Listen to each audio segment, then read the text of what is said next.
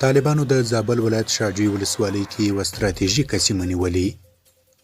الحمدلله ډېر لوړ مورال او قوي عزم سره په دښمن پر مراکزو باندې حمله وکړه.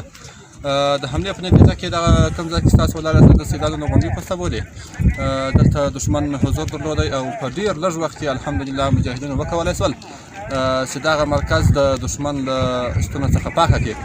په دا پسته کې تقریبا 2 نفر عسکر ژوندي هم ونیول سول. طالبانو د زابل ولایت د شاجوی ولسوالۍ د چینو په سیمه کې د افغان ځواکونو پر ګڼ شمېر امنیتي پوستو ډله ییز بریدونه کړي چې په ترڅ کې د یوه لوی کمپ په شمول 10 پوستې نیولې دي.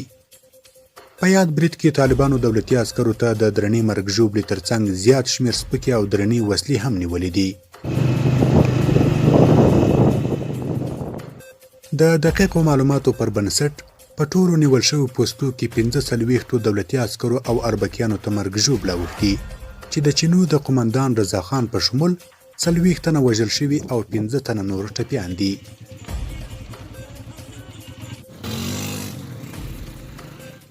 په یاد برید کې یوازې 3 تنه طالبان سطحي ټپیان شوي، نور تلفات نه لري.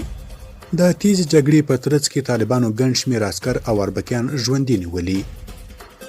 همدارنګه طالبانو له دولتي عسکرو څخه لږ تر لږه 43 میله سپکه او درنه وسله ترلاسه کړې ده.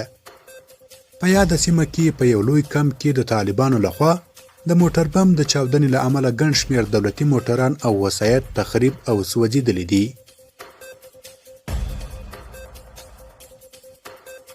د یادونې د په شاجوی ولسوالۍ کې همدغه د چینو په نوم سیمه د ډیرو کلونو راهیسې د حکومت تر کنټرول لاندې وه. کله چې طالبانو په 2 ورځنۍ مسلسل جګړه کې په یاده سیمه مټې رابډ وهلي او په بشپړ ډول یې تر خپل کنټرول لاندې راوسته، دا چې په دې سیمه کې د حکومت په دوره کې د طالبانو پر وړاندې ناسم تبلیغات شوي وو، د سیمې خلکو ته طالبان څه ناڅه نابلده برېښېدل. خو دا خوږه ماشومه بیا په خورا جرأت کلي ته د طالبانو د ورتګ استقبال کوي. طالبان که دي که عسکر؟ طالبان؟ ماشاءالله. طالبانو د سیمې خلکو ته د هر راز همکاریو ټټر وهلی او ډاډ یې ورکړی چې زموږ له خوا څخه به هیڅ کوم چاته ضرر ونه رسیږي، بلکې د ولسي خلکو په خدمت کې به یو.